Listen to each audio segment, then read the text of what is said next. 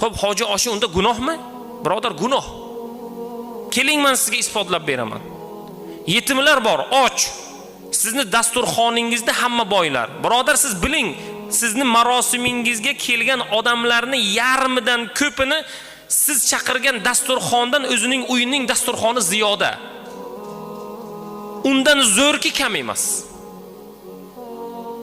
Va bugun payg'ambar sollallohu alayhi va sallam nima dedilar? Eng yomon dasturxon shunday dasturxonki, boylar chaqirib, kambag'allar esdan chiqarilsa.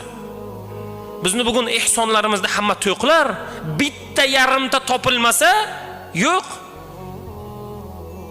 Siz mayli, men shunday odamlarga rahmat va barakalla aytaman. Yetimxonadan, kam ta'minlangan boylarni qo'ying, qarindoshlarni qo'ying.